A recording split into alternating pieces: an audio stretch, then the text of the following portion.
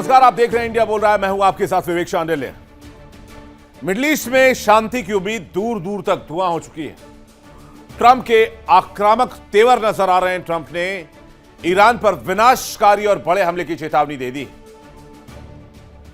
और कहा है कि ऐसा हमला होगा जो आज तक नहीं देखा गया होगा। ट्रंप का दावा है कि अगर ईरान ने शर्तें नहीं मानी तो उसके पावर प्लांट्स, पुल, बुनियादी ढांचों को तो पूरी तरह तबाह कर दिया जाएगा। लेकिन ईरान पर ऐसा हमला करेंगे जो ईरान आज तक इस तरह के हमले से गुजरा नहीं होगा। अमेरिका पिछले कई दिनों से लगातार ईरान के अलग अलग ठिकानों पर हवाई हमला कर रहा है, जिससे पूरा क्षेत्र बारूद के ढेर पर बैठ गया है। ईरान का क्रोध और भड़क उठा है। इसके बाद बड़ा ट्रेलर दक्षिण ईरान के केश्म द्वीप के पास देखने को मिला है। जरा फुल स्क्रीन तस्वीर आपको दिखाते हैं केश्म द्वीप की। केश्म द्वीप के पास एक विमान क्रैश हुआ है और उसके मलबे की तस्वीर आप देख रहे हैं, जिसमें आग और धुआं भी देखा जा सकता है।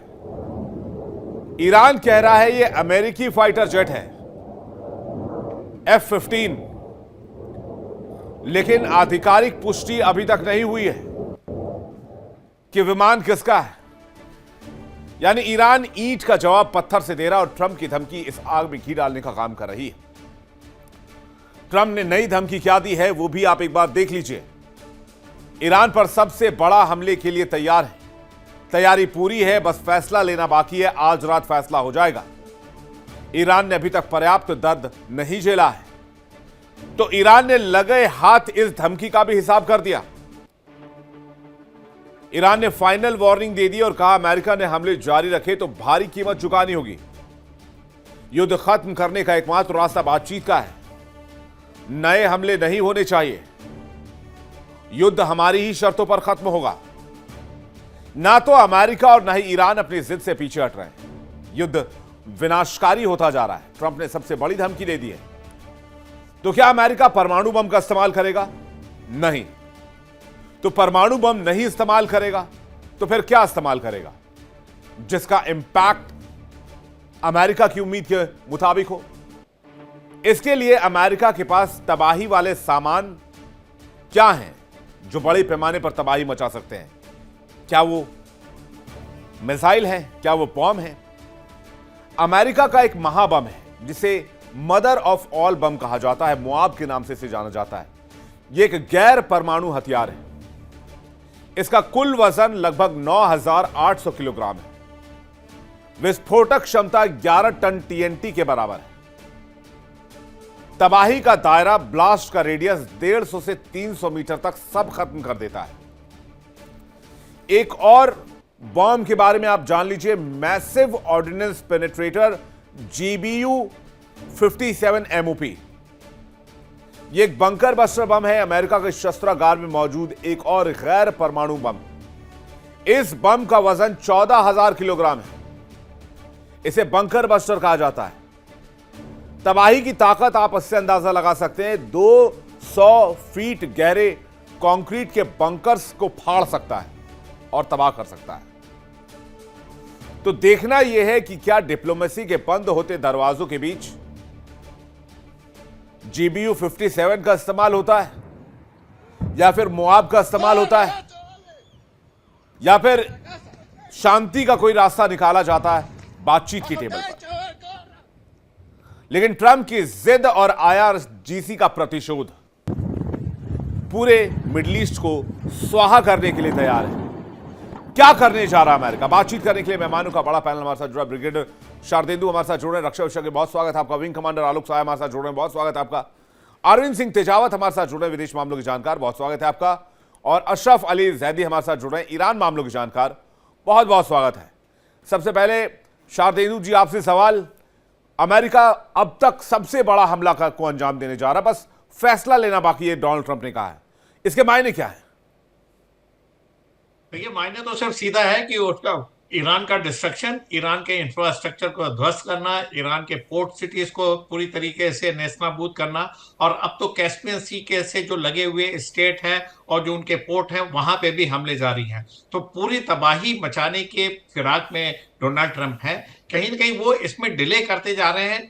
डिले इसलिए कर रहे हैं कि शायद उनको उम्मीद है कि ईरान उनके सामने गिव अप कर दे, जो कि होता हुआ नहीं दिख रहा है। लिहाजा अब नौबत ये आ गई कि GBU-57 जैसे बम, जिसका वो पहले भी इस्तेमाल कर चुका है, अब वो इस्तेमाल करने जा रहा है। कई लोग आशंका लगाते हैं कि हो सकता है न्यूक्लियर वेपन इस्तेमाल करे, लेकिन न्यूक्लियर वेपन इस्तेमाल करने की इसलिए संभावना कम है क्योंकि तमाम छोटे बड़े देश उससे अफेक्टेड होंगे। ईरान के किस इलाके में इसका इस्तेमाल होता है ये देखना होगा, और साथ में वर्ल्ड ओपिनियन पूरी तरीके से अमेरिका के बरखिलाफ होगी। एज इट इज अमेरिका आज की डेट में ईरान वॉर को लेके सिर्फ उसका एक एलाई है इसराइल, बाकी ज्यादातर जगह उसकी मुखालफत हुई है। तो लिहाजा इस तरीके के वो ड्रास्टिक एक्शन नहीं लेगा, लेकिन आज की डेट में वो जो एडवांटेज गेन कर रहा है वो डिस्ट्रक्शन, तमाम तरीके के एयर स्ट्राइक, तमाम तरीके के मिसाइल, ये हमले जारी रहेंगे। और मेरा मानना है कि जहां तक उसका जो स्ट्रेटेजिक प्लान है, वो स्ट्रेट ऑफ हॉर्मुज के इलाके और वहां के जो तमाम छोटे बड़े बंदरगाह हैं, तमाम जो आइलैंड्स हैं, उनको तबाह करेगा और उसके ऊपर कब्जा करना चाहता है। क्योंकि अगर उसने अपना स्ट्रेट ऑफ हॉर्मुज में अगर डोमिनेंस स्टैब्लिश कर लिया है, ओमान उसके साथ है, कुवैत उसके साथ है, सऊदी अरब का है, और अगर उसने ईरान को वहां मार्जिनलाइज कर दिया पोर्ट सिटी पे, तो उसका वर्चस्व बन जाएगा और वो फिर पूरे इलाके में अपनी मनमानी करेगा। ऐसा अमेरिका का प्लान दिखता है। वजह देखिए, डिस्ट्रक्शन तो वो कॉज कर ही दे रहा है, लेकिन जहां मामला फंस रहा है वो है ग्राउंड ऑपरेशन नहीं। कैसे आप उस इलाके को सिक्योर करेंगे? तो मेरा मानना है कि आगे आने वाले दिनों में इसी तरीके से वो डिस्ट्रक्शन करेगा। जब पूरी तरीके से तबाही मचेगी, तब वो ग्राउंड ऑपरेशन या एम्फीबियस ऑपरेशन लॉन्च करके उस इलाके को सिक्योर करेगा। जब तक ये स्थिति नहीं हो जाती, इसी तरीके की स्ट्राइक चलेगी। और ईरान दूसरी तरफ बातचीत के लिए उत्सुक है। वो कई बार ऐसे हिंट दे चुका है कि वो अमेरिका से बात करके और अपने डिप्लोमेसी को एक और मौका देना चाहता है। ईरान की सबसे बड़ी गलती इस बार ये हो गई कि 14 पॉइंट के मसौदे पे जो साइन हुआ था, वो टोटल इनके फेवर में था। अगर उसमें से एक दो पॉइंट ऊपर नीचे हो रहे थे तो उसको उन्हें टॉलरेट करना चाहिए था। IRGC को जिस तरीके से उन्होंने स्ट्रेट ऑफ हॉर्मुज में हमले किए कॉमर्शियल वेसल पे, वो ना करके उनको कॉन्फिस्केट करना था, उनको उसको आइसोलेट करके उसको पकड़ लेना था। लेकिन ये सारी चीजें देखिए उनके कंट्रोल से बाहर चली गई और ये सिचुएशन हो गई, और अमेरिका इसी की ताक में था। और अब तो डोनाल्ड ट्रंप बोलते हैं कि एक के बदले हम 100 मारेंगे, टोटल डिस्ट्रक्शन करेंगे, तमाम तरीके की धमकी। अब आज की डेट में अगर आप वस्तु स्थिति का एनालिसिस करेंगे, तो ईरान कहीं ना कहीं बैकफुट पे पूरी तरीके से नजर आ रहा है। हालांकि उसके फेवर में चाइना का नेविगेशन सिस्टम काम कर रहा है, रशिया के तमाम जी। तरीके के असिस्टेंस उसको अवेलेबल है, और साथ में अब ईरान जो हमले कर रहा है, वो देखिए कुर्द के इलाके में कर रहा है। वो इराक के इब्रिल में उसने हमला किया है, उसने कुवैत के मिलिट्री बेसिस पे किया है, फिफ्थ फ्लीट जो बहरीन में, उसको तो उसने तबाह कर ही दिया है। तो इस तरीके से एलाइंस पे हमला कर रहा है। और अब आज की डेट में यूएई पे हमले नहीं हो रहे हैं। यूएई पे इसलिए हमले कम कर दिए कि यूएई के जो किंग है, उन्होंने कहीं ना कहीं डील कर रखी ईरान से, और कुछ पैसे वैसे और उनके रिकंस्ट्रक्शन में मदद का कुछ एश्योरेंस दिया, कुछ इस तरीके की बातें हैं। और सबसे बड़ा क्रूशल पॉइंट जो आने जा रहा है आज की डेट में विवेक जी, वो ये है, जब आपकी ईस्ट वेस्ट गैस पाइपलाइन पे सऊदी अरेबिया पे हमला करेगा ईरान, तब उसको नहीं समझ आएगा। उसकी शुरुआत हो रखी है। रेड सी में हुतीज ने सऊदी अरेबिया के दो कमर्शियल वेसल को पे फायरिंग और उसको उसका रास्ता मुड़वा दिया वहां से।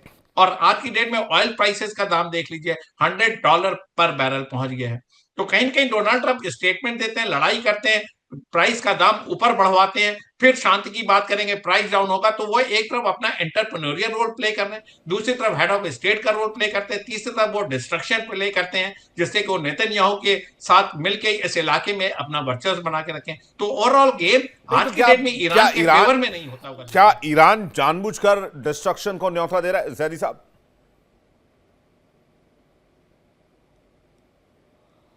माइक चेक जो कीजिएगा है। शायद आप। हेलो। हाँ, आ रही आवाज आ रही है, हाँ बोलिए। जी जी सर। देखिए विवेक भाई, ईरान के संदर्भ में जब हम बात करते हैं तो ईरान को समझना होगा कि ईरान किस तरह का देश है।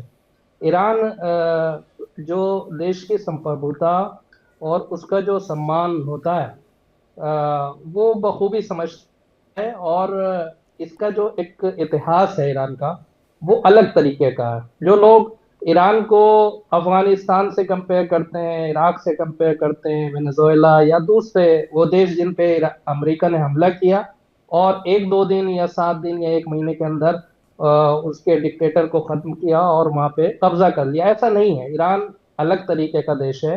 और मैं समझता हूँ ये 4 महीने की लगातार जो जंग है, ये अगर वॉर एनालिस्ट हैं, अगर वो इसको देख रहे होंगे, इसके नेचर को, इस वॉर के नेचर को देख के वो ईरान की बहुत सारी चीजें जो दूसरे देशों से अलग है उनको समझ जाना चाहिए।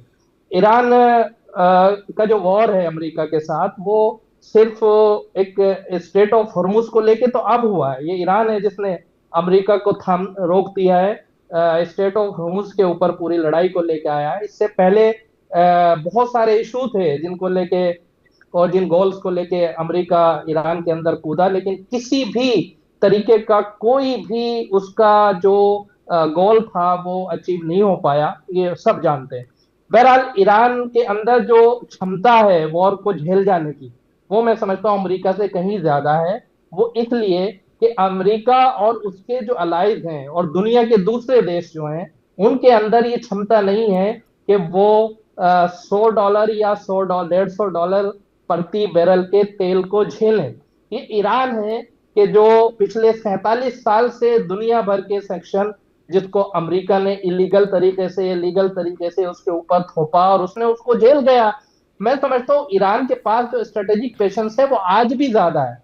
हाँ। वो आज भी उन्हीं बेसिस को मार रहा है। मतलब ईरान अमेरिका के सो कॉल्ड सबसे बड़े हमले के लिए तैयार है।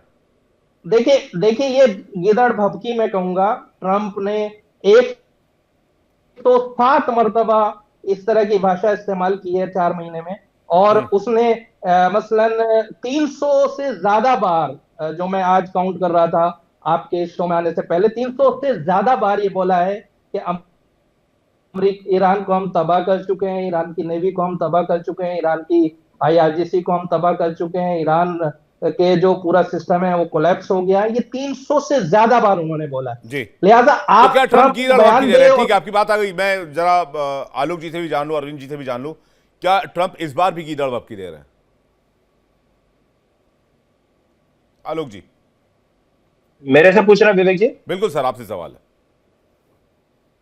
नमस्कार विवेक जी। देखिए, ट्रंप गीदड़ भभकी नहीं दे रहे हैं क्योंकि आर पार की लड़ाई के मूड में दोनों आ गए हैं अभी, मुझे जैसा लग रहा है। और ये जो धमकी दी गई है वो सऊदी अरेबिया के ऑयल टैंकर्स पर हूती के अटैक के बाद किया गया है। हाँ। ये थोड़ा कॉम्प्लिकेटेड मामला है, क्योंकि ये कॉम्प्लिकेटेड इसलिए है कि इस पचड़े में अगर ये स्पाइरल आउट होता है, आउट ऑफ कंट्रोल होता है, तो इसमें पाकिस्तान भी लपेटे में आएगा, बिकॉज ऑफ जो सऊदी के साथ उसने जो डील कर रखा है।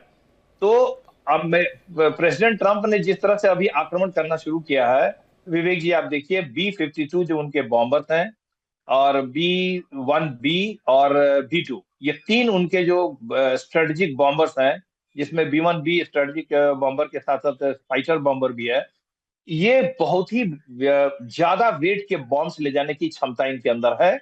और जो आपने बताया ना GBU-57, वो GBU-57 30,000 पाउंड का बॉम्ब होता है, वो बंकर बस्टर बॉम्ब है। वो करीब मैक्स, लेकिन मुश्किल ये है कि सिर्फ 60 मीटर नीचे जाके फटता है, और जो ये अंडरग्राउंड टनल्स है वो 800 मीटर से 500 मीटर नीचे हैं। तो ये जरा ध्यान देना पड़ेगा। सॉरी, 500 फीट से लेके 500 मीटर तक अंदर है। तो ये बंकर बस्टर बॉम्ब पिछले बार भी ज्यादा इफेक्टिव नहीं हुए थे, और इसीलिए आप देखिएगा पिकेक्स माउंटेन में भी जो उनका जो सेंटर है, जिस पर आक्रमण करने की बात अमेरिका कर रहा है, जहां पर यूरेनियम संवर्धन हो रहा है, ऐसी आशंका CIA ने जताई है, वो भी 260 फीट और उससे नीचे है। तो GBU-57 जो सबसे बड़ा विश्व का बंकर बस्टर बॉम्ब है, वो सिर्फ 200 फीट तक नीचे जाके फटता है। अब अमेरिका के पास ऑप्शन यही है कि वो एक साथ एक ही प्रिसीजन पॉइंट पे दर्जनों GBU-57 गिराए, तब हो सकता है कि वो उस अंदर तक वहां पहुंच पाएगा। लेकिन जो चीजें आपको 500 फीट से लेकर के 500 मीटर तक अंदर हैं, वो नहीं अफेक्टेड हो रही हैं। और इसीलिए अभी जो हमारे को पैनलिस्ट ने बोला कि ईरान जो है वो मरते दम तक लड़ रहा है, ईरान क्यों लड़ पा रहा है? सिर्फ इसलिए लड़ पा रहा है कि उसके मिसाइल्स और उसके ड्रोन्स तबाह नहीं हो रहे हैं। वो अपने अंडरग्राउंड जो सिटीज उसने बना रखे हैं, जिसमें ऑटोमेटेड रेल सिस्टम है उसमें। वो एक जगह से जैसे मेट्रो चलती है एक स्टेशन से दूसरे स्टेशन, वैसे ऑटोमेटेड रेल सिस्टम है। तो वो उसके जो सारे जखीरे हैं वो बचे हैं और वो आक्रमण करता जा रहा है। तो अमेरिका जब तक इसका काट नहीं निकाल लेता है कि कैसे इस अंडरग्राउंड सिटी को ध्वस्त करे, किस बॉम्ब का इस्तेमाल करे, या तो ग्राउंड तो बगैर बूट्स एंड ग्राउंड के बहुत ही पॉसिबल ज्यादा नहीं खतरा है, वो बगैर बूट्स एंड ग्राउंड के पॉसिबल नहीं है भाई। इजराइल हमास के टनल्स को नहीं खत्म कर पाया जब तक बूट्स ऑन ग्राउंड नहीं किया, जब तक उसमें उन्होंने सीमेंट के घोल नहीं डाले, सीमेंट के घोल डालकर सब सारे टनल्स को जमा दिया या मैक्सिमम को उन्होंने ब्लास्ट करके उड़ा दिया।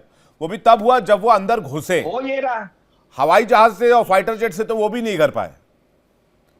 यस जी हाँ विवेक जी, देखिए अभी हाँ। हो क्या रहा है, बौखला करके अमेरिका ना जितने संयंत्र है, मिलिट्री संयंत्र है, जो नए नए अभी उसने कमांड कंट्रोल सेंटर जहां लगाया, जो कम्युनिकेशन सेंटर लगाया, आप उसको ध्वस्त कर रहे हैं। ठीक है, आप उनके जो लीडरशिप है उसको भी ध्वस्त किया इन्होंने। IRGC के हेडक्वार्टर्स को उड़ाया, जो टेम्पररी एक नया हेडक्वार्टर गुप्त रूप से बना रखा था उसको उड़ा दिया, लेकिन उसके जो जखीरे हैं वो अभी भी अनटच्ड है। और जब तक अमेरिका इसका काट नहीं निकालेगा, ईरान प्रतिघात करता रहेगा। जी हाँ जी अरविंद जी, क्या ईरान जानबूझकर मुसीबत मोल ले रहा है या फिर अमेरिका कीड़ड़ भपकी दे रहा है? देखिए, अगर हम ईरान की कहें कि उसने क्या मुसीबत मोल ली है, तो दरअसल वॉरशिप सबसे पहले यूनाइटेड स्टेट ने उस पूरे रीजन में भेजे हैं।